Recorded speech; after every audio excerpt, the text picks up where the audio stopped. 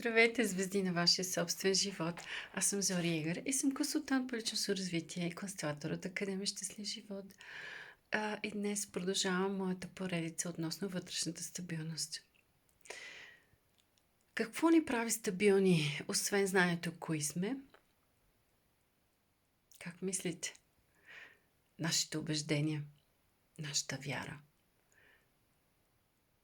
Какво вярвам аз? В какво вярвам? Вярвате ли в своите собствени сили? Вярвате ли в силата на Вселената, на Бог?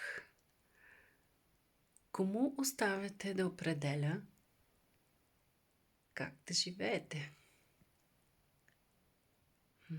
Какво влияние има върху вас всичко това? Когато вярвам, че съм успешен, аз успявам. Когато вярвам, че Вселената е на моя страна, всичко се случва както искам. Когато вярвам, че мога, няма сила, която може да ме спре. И това ме прави стабилен. Това ми дава увереността, че аз имам инструмент, през който да премина във всяка една криза. Вярата е нещо много, много, много важно и много лично. Задайте си въпроса в какво вярвам. Актуално ли е това за вас? Как се променила вярата през годините? Били ли сте разочаровани от нещо, в което сте вярвали и не искате вече да погледнете натам? Колко е важно да запазим онази наша чиста детска невинност и да вярваме в чудесата. Ако си изпълнен с съмнения, ако си изпълнен с недоверие,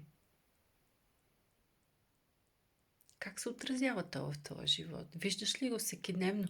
Има ли хора, които непрекъснато те лъжат? Когато се срещаш само с лъжа, задай си въпроса: защо? В какво вярвам? Обичам ли да ме лъжат? Какво не искам да погледна правилно в очите? Много, много въпроси имам аз. И това е така. Няма как, без да задаваме въпроси на себе си и на своя свят. Няма развитие, няма промяна, няма движение. А ние сме създадени тук, за да се движим. Да преминаваме през различни ситуации, през различни събития, да се наслаждаваме на живота, да се развиваме, да се изграждаме, да мащабираме, да получаваме на различни неща от различни места, като това е включено всичко. Любов, пари, здраве. Какво липсва в твоя живот? В какво вярваш? Един от основните стълбове на вътрешната стабилност е вярата. Така че направете си проверка на това какво вярвате. Напишете си на всички убеждения, които имате, и го актуализирайте системата, като на компютъра. Вие знаете как го прави. Тя го прави автоматично. Цак влиза и си пуска всичките апдейти. Къде е нашия апдейт? Като хора стигаме до едно определено ниво на развитие и си казваме: толкова вече всичко знам. Живота не изпитва всекидневно. Къде е нашата вяра? Губим ли я по пътя? Какво се случва? Какво променяме, за да останем стабилни? Защото когато дойде промяната и нещата, хора започват да изчезват един след друг, или се променя работното място, или връзката се разпада, или идва нов човек в системата. Всичко това са едни, събития, които по някой път са необратими. И това ни изкарва извън равновесие. И вие го знаете. Но ако аз вярвам в своите собствени сили. Знам в това, кой съм. Вярвам в това, в моите способности.